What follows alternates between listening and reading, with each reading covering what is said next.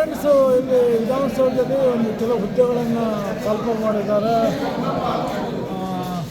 ಆ ಹುದ್ದೆಗಳಿಗೆ ನೇಮಕಾತಿ ನಡೀತದೆ. ಆಲ್ಮೋಸ್ಟ್ ಎಲ್ಲ ಒಂದು 25 ಹುದ್ದೆಗಾಗಿ ನೇರ ನೇಮಕಾತಿ ಅರ್ಜಿ ಹಾಕಿದ್ದಾರೆ. ದಲಾಯಿತ್ ಪೋಸ್ಟು, ಸ್ವೀಪರು, ವರದಿಗಾರರು ಅಂತ ಒಟ್ಟು ಒಂದು 25 ಹುದ್ದೆಗಳಿಗೆ ಅರ್ಜಿ ಹಾಕಬೇಕು.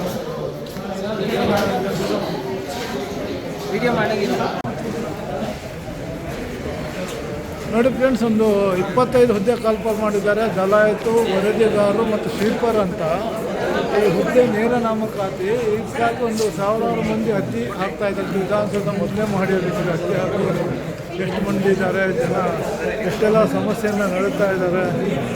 ಇದು ಬೇರೆ ಬೇರೆ ಊರಿಂದ ಬಂದು ಅದರ ಪದವೀಧರರು, ಪದವಿ ಮತ್ತು ಉನ್ನತ ಪದವೀಧರರು ಮಾಡಿದ್ರು. ಈ ದಲಾಯಿತು, ವರದಿಗಾರರು, ಸ್ವೀಪರ್ ಹುದ್ದೆಗಳಿಗೆ ಅರ್ಜಿ ಹಾಕ್ತಾ ಇದ್ದಾರೆ. ವಿಧಾನಸೌಧದಲ್ಲಿ ನಿರುದ್ಯೋಗ ಸಮಸ್ಯೆ ಎಷ್ಟು ಮಟ್ಟಿಗೆ ತಾಂಡವಾಡ್ತಾ ಇದೆ ರಾಜ್ಯದಲ್ಲಿ ಅಂತ ಇದೊಂದು ಚಿಕ್ಕ ಉದಾಹರಣೆ ನೋಡಿ. ಇದರೊಂದು 25 ಪೋಸ್ಟ್ ಇದೆ.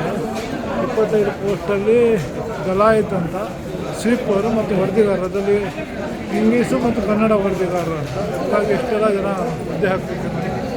ಜನ ಊರಿಂದೆಲ್ಲ ಬಂದು ನೇರವಾಗಿ ಅರ್ಜಿ ಹಾಕ್ತಾ ಇದ್ದಾರೆ. ಆದರೆ ಎಷ್ಟು ಮಟ್ಟಿಗೆ ಯಾರಿಗೂ ಉದ್ಯೋಗ ಸಿಗುತ್ತೋ ಗೊತ್ತಿಲ್ಲ. ಇಲ್ಲೂ ತುಂಬ ವಸೂಲಿಬಾಜಿಗಳು, ಇನ್ಫ್ಲೂಯೆನ್ಸ್ಗಳು ನಡೀತಾ ಇರುತ್ತೆ. ನಮಗೆ ಬೇಕಾದವರು ಆಗುತ್ತೆ. ಪಾಪ ಅಮಾಯಕರು ಬಂದು ಅರ್ಜಿ ಹಾಕಿ ಕನಸು ಕಾಣ್ತಾ ಇರ್ತಾರೆ, ನಮ್ಮನ್ನು ಹುದ್ದೆ ಸಿಗ್ಬೋದು ಅಂತ ನೋಡಿ.